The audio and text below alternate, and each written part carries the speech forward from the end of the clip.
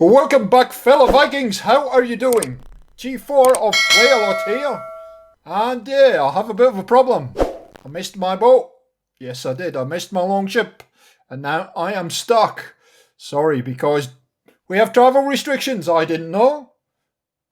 We have travel restrictions. I can't go anywhere. I'm stuck in Norway. But the good news is I've learned many things since I've been in Norway.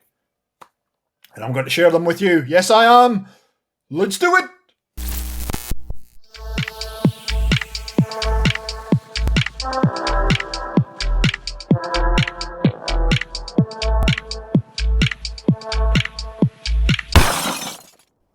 Welcome to Norway. What a beautiful country it is. And there is so much to see and do. But where to start? Should we go boating on the lake? Or riding in the mountains? There are just so many choices. And the locals are real friendly up here. They do like to come out and meet and greet you and say hello. So what could possibly go wrong? Well, I guess you have that new game smell of Assassin's Creed Valhalla just rubbed off your disc, and you are into the game and you're going, oh crap balls, where the heck do I start? How does this all work? It's always exciting and exhilarating to have a new game to play with. And hopefully I can help you just figure out a few things to get you started on your way. Cue the music. There's no music. I've never heard poetry shouted in this What do you mean there's no music? It was in the budget. Oh crap. Let's blow the horn. We'll blow the horn. That's what we'll do. Do it. Let's get this party started. Oh, welcome back to the channel. I apologise, I am a little bit late with getting guides out for Assassin's Creed Valhalla because I only just started playing it. I'm only about 10 or 12 hours in at the moment. This is in the intro. I haven't left Norway yet. I'm still stuck in Norway, although I'm about to proceed forward with that. So today's guide is really a beginner's guide from what I've found out during my 10 or 12 hours. I hope it's useful. I will also apologise up front to all my Scandinavian friends. My pronunciations will be completely off the mark. And feel free to laugh at me as much as possible, and if you want to give me some guidance on kind of Scandinavian pronunciations, I would appreciate it, and I hope you don't mind the little parody at the front of the video. Anyway guys, I hope you're enjoying Assassin's Creed Valhalla. It is a fantastic game. I'm having a lot of fun with it, and yeah. So I'm guessing if you are watching this video, you're in the very early stages of playing the game. You may just want some tips, or you might pick up some stuff that you don't know already, and hopefully this guide will help you. Now, I have played the majority of Assassin's Creed over the years. I certainly have played the last couple, Origins and Odyssey. I must admit, I wasn't a fan of Odyssey. I know a lot of people really loved it, but I did really like Origins. And what you'll find with Valhalla is it really does encourage you to explore the landscape a heck of a lot more. The side missions aren't always obvious, and there's lots of people that you'll meet along the way with just exploring lots of little places that you'll find that are not indicated on the map, and therefore I'd encourage you to get out there and just have a good look around. Now, the developers at Ubisoft have done a very good job at giving you a fairly big area to start with, and that would be my first tip in this beginner's guide is stay in Norway. Stay in Norway, have a good look around, build up your character, figure out how all the mechanics of the game works, and set yourself up for the journey ahead. And you know, I get the impression that it is going to be a very big game, regardless of whether they are DLCs or not. Certainly some of the footage I've seen of our journey to England seems to indicate that the map is huge, and there's going to be many battles ahead. So this is authentically a beginner's guide. This is what I've deemed and found out with being in Norway and trying to cover every single inch of the map and having a fantastic time. I must admit the fighting in this game, even though it's familiar with Origins and Odyssey, is a little bit different. There are some techniques that you need to master, and so Norway is a very, very good place to do that. So let's get into all the bits and pieces, and hopefully if it helps you, you will be ahead of the game when you end up in the UK.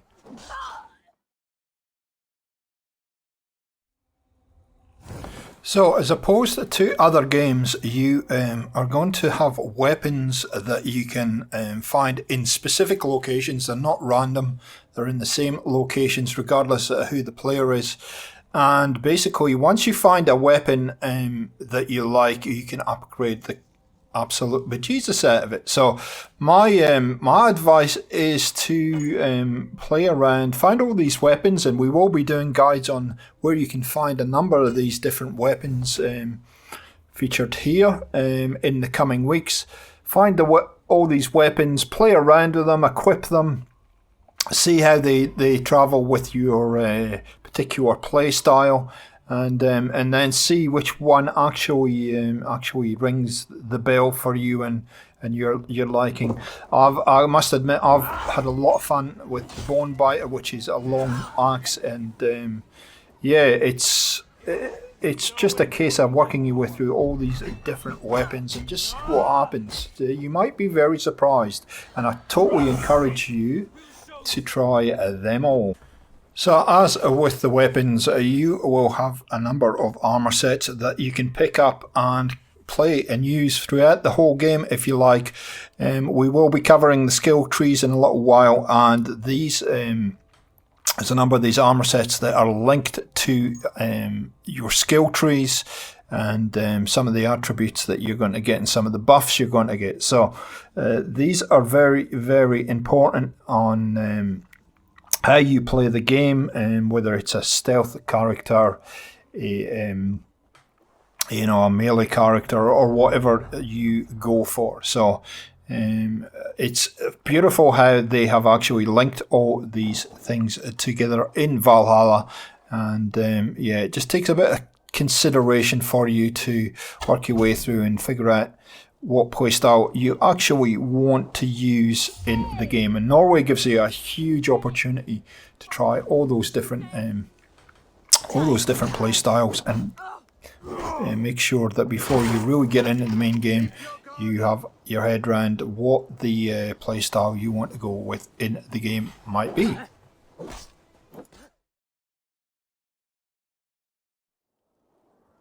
So combat is by far the thing that you are going to have to master in this game, and the very key thing that you're going to have to master is the parrying. Parrying's a little bit different in this game. So parrying for me is my left bumper, and I'm using a axe and a shield here. You can of course use whatever you like in your second hand, in your left hand, and there is a little bit of an art. So to get the shield to come up, I hit the left bumper, but the real key to it is hit the bumper like that, so that you push your enemy away. So like that against the enemy, and it just takes a while to master this, get the timing down, and get into the fight. Once you do though, this will do a heck of a lot of damage. It will actually knock your enemies back, and it will do some damage not only on the way down onto the ground as they fall over, but on the way back up. And this is key for beating bosses in the game, and something that will take a little bit of practice just to get right, but once you get it, you will be absolutely fine. So getting into combat, obviously for PlayStation and Xbox players that are using controllers, your right left bumper. So left bumper is sorry for PlayStation, I'm not sure what that is, but left bumper is your parry, right bumper is your light attack, and right paddle is your heavy attack. So a combination of all three of those, plus pull your bow out and use your bow where you feel you need to. If you want to go full stealth mode, I suggest picking up the recurve bow, the Predator bow, and it'll give you a little bit more distance because it is a bit more zoomed in. And I'll have a video already prepared to where to find that recurve bow, and that will be coming in the next week or so.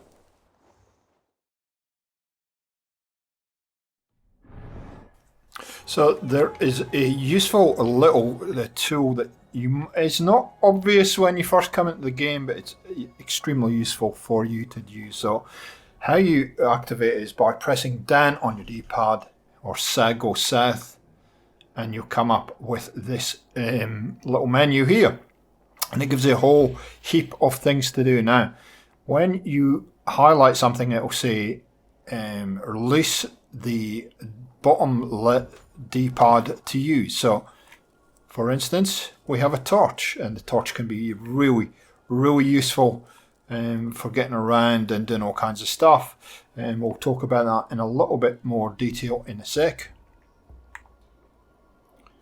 You can use your horn, so if you sneak into a settlement and you need some reinforcements, then you can call in your raiding party and they'll come to your aid.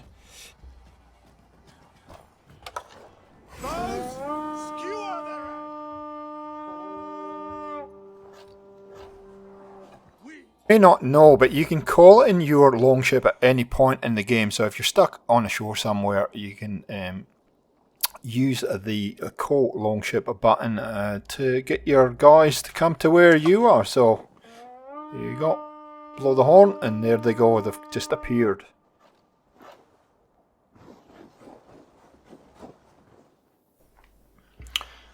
Meditate. So meditate is good if you want to change the time of day, and sometimes with big places that you'll raid, nighttime is a better time to raid than daytime. So you can change the time of day just by meditating like that. Obviously call your horse, you can do that anyway. Cloak, I am not sure what the cloak does. I guess that's your assassin.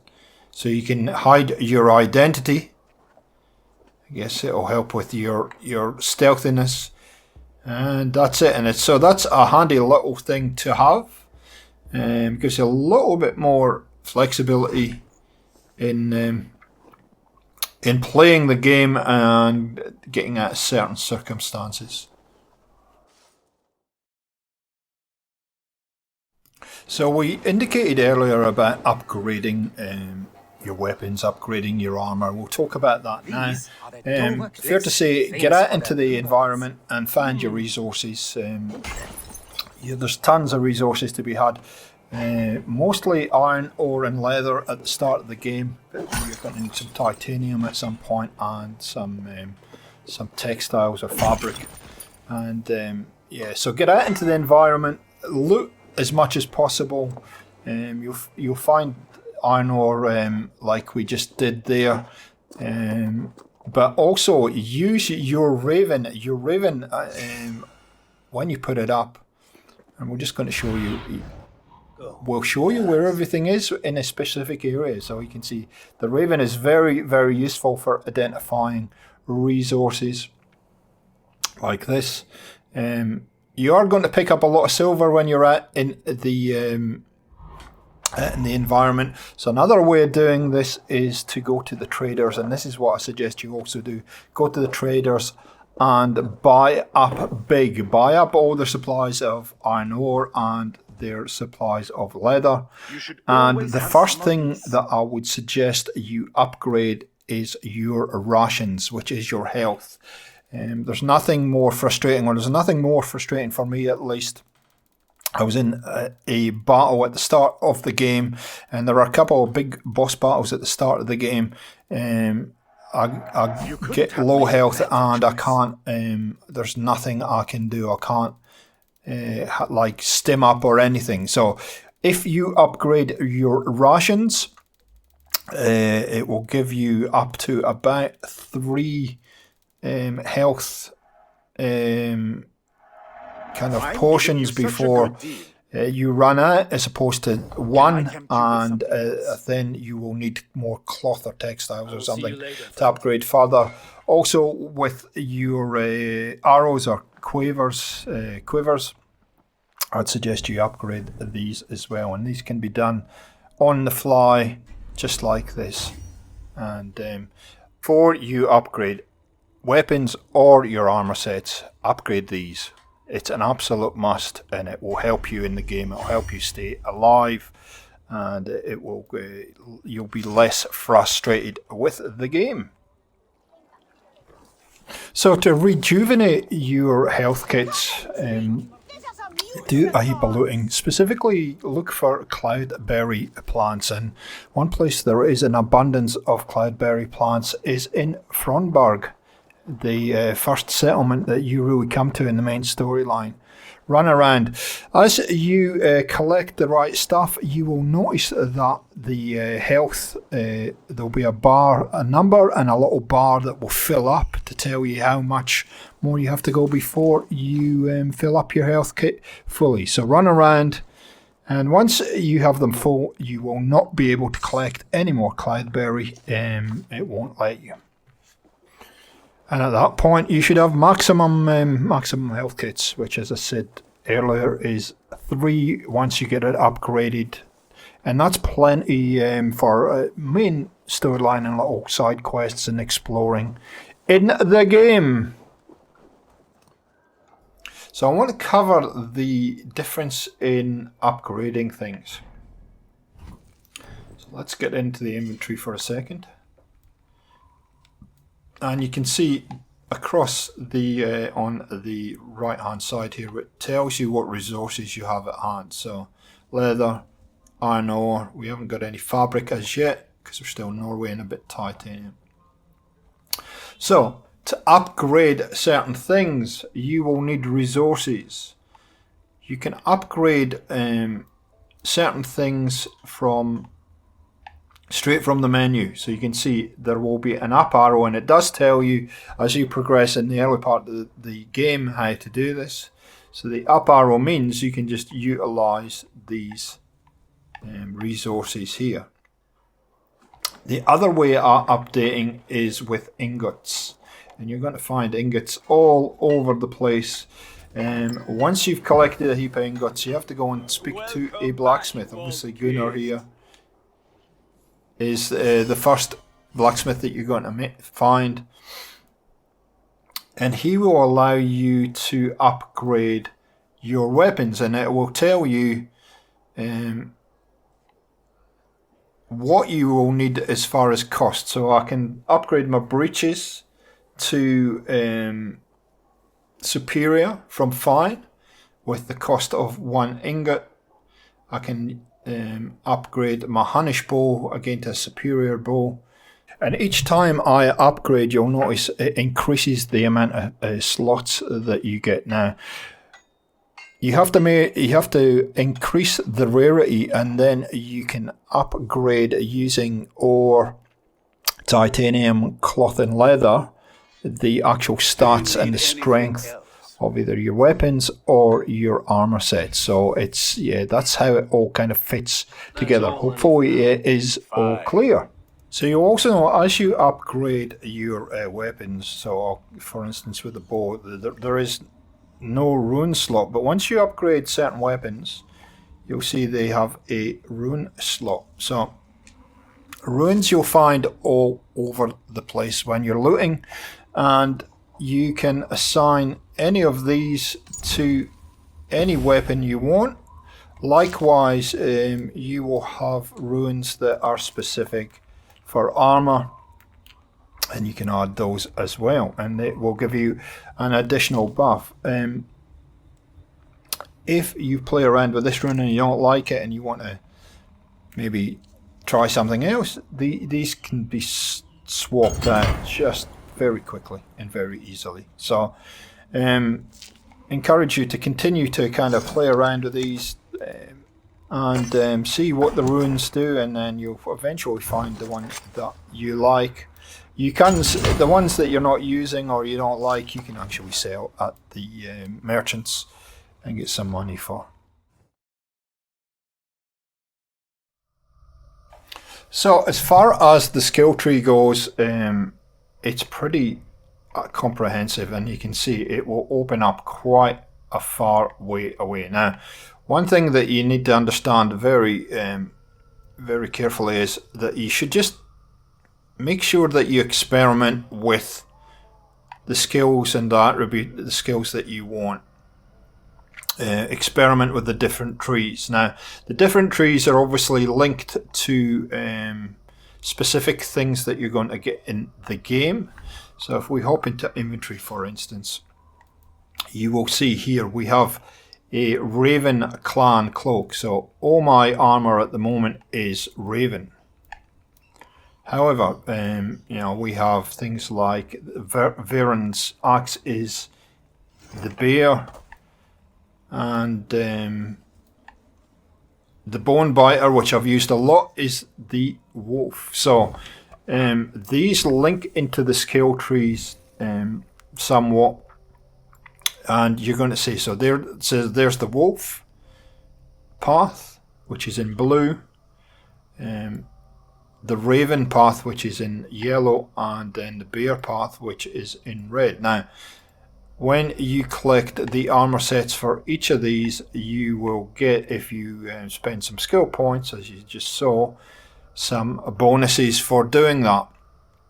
You're also, when you're wearing the armor and you've got the full set, you can see there is also bonuses attributed to having all pieces of the Raven Clan set. So as far as the skill trees goes, here is my advice. Take your time, don't be too quick to spend your points here. But generally how I've started the game is I've had a look at these. So how these work, so you will spend points, so you get extra stealth, you get that, melee damage, etc. Now, the key is to look at which of these special abilities that you want to have. So, for instance, advanced assassination. A lot of people will advise you to have advanced assassination, and certainly it is worth having. So, how I've approached the skill tree is that I have one. You start in the middle here, and I've spent points all the way down so that I can get advanced assassination unlocked, and that's how I pretty much approach the game. So the second kind of ability that I want, or the second skill I want, is this stealth recon. So at the moment I'm in the wolf tree and I'm working my way towards that. Now you're going to get plenty of skill points as you go through the game. I haven't left Norway yet, and you can see how many skill points I have got so far. So if it's not working out for you and you want to redistribute the points, obviously you can just hit the reset button down at the bottom there and respec your character. So play around with these, see what it does to your character, and yeah, have some fun with it.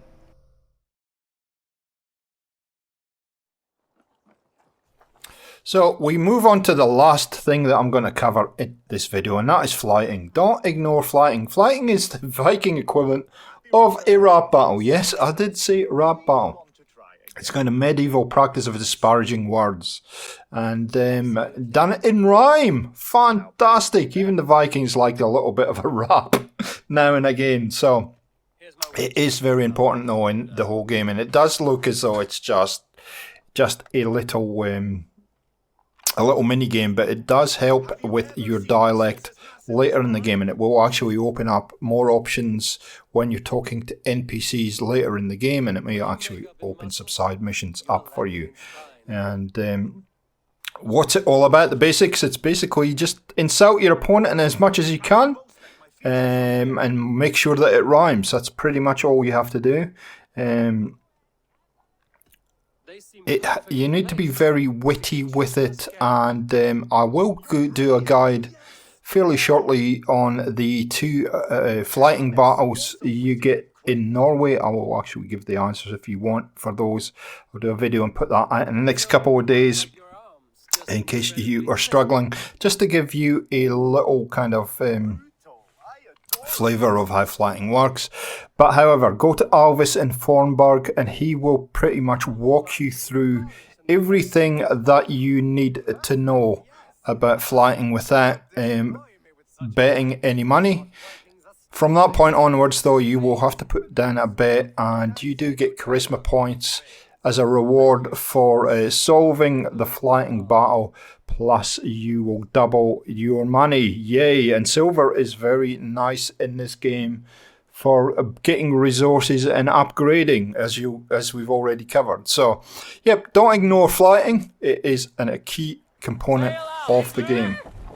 And so that is all I have for you as far as a beginner guide for Assassin's Creed Valhalla. I've tried to keep it as short as possible. It'll be about half an hour, but lots to learn, lots of key, and I've kept it to the key points that will help you really just get your feet under the table as such and feel the game out, and just set yourself up with a strong character to go forward. So guys, I hope it is very useful for you.